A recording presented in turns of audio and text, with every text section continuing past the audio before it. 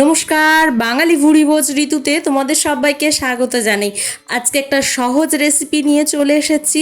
আজকে আমি যে রান্নাটা করছি তার নাম হচ্ছে পকৌড়া কারি। এটা সাধারণত রাজস্থান, পাঞ্জাব, হরিয়ানা এই সব অঞ্চলের মানুষরা বেশি খায়। রেসিপিটা করার জন্য কি কি ব্যবহার করছি সেটা আগে দেখিয়ে দিই।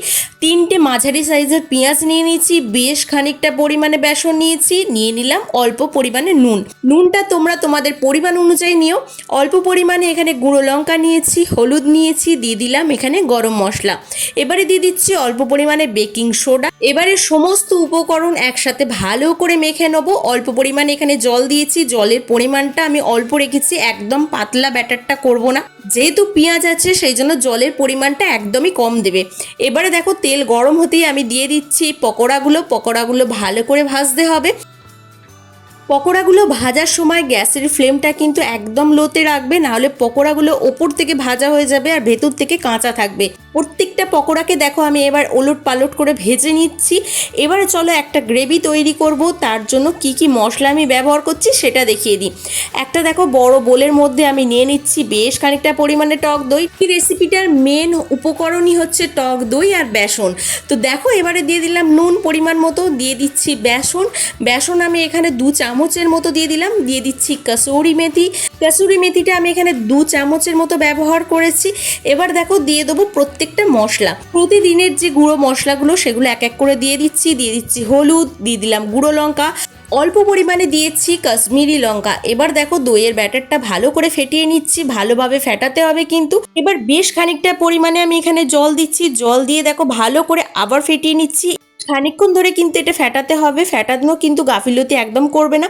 এবারে দেখো পকোড়াগুলোকে আমি তুলে নিচ্ছি। পকোড়াগুলো আমার ভাজা হয়ে গেছে। এটা বেশি ভাজার একদম দরকার নেই, অল্প করে ভাজলেই হবে, ভেতর পর্যন্ত যেন ভাজাটা হয় সেটা একটু লক্ষ্য রেখো। এবারে পরিমাণ মতো আমি তেল দিয়ে দিচ্ছি, তেলটা গরম হতে ফোড়নে দিয়ে দিচ্ছি শুকনো লঙ্কা আর দিয়ে দিয়েছি কালো জিরে।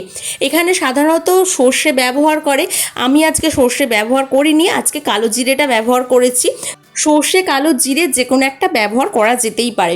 এবার দেখো পেঁয়াজটা ভালো করে ভেজে নিয়ে দিয়ে দিচ্ছি ক্যাপসিকামটাও ভালো করে ভেজে নিয়েছি। ভেজে নেবার পর যে দইয়ের ব্যাটারটা আমি করে রেখে দিয়েছিলাম সেটা আমি দিয়ে দিলাম। এবারে পেঁয়াজ আর ক্যাপসিকামের সাথে ভালো করে ব্যাটারটা কিন্তু মিশিয়ে নিতে হবে। বেশ অনেকক্ষণ ধরে এরকম নাড়াচাড়া করার পরই দেখবে ভালোভাবে মিশে গেছে।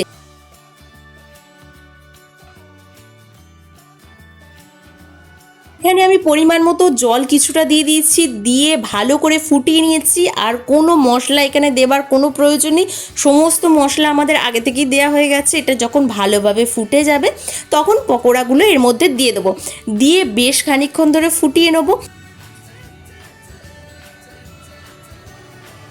আমার একদম রেডি হয়ে গেছে। নামানোর আগে ধনে পাতা কুচি দিয়ে দিলাম বেশ খানিকটা পরিমাণে, দিয়ে একটু ফুটিয়ে নিয়ে এবার নামিয়ে নেবো।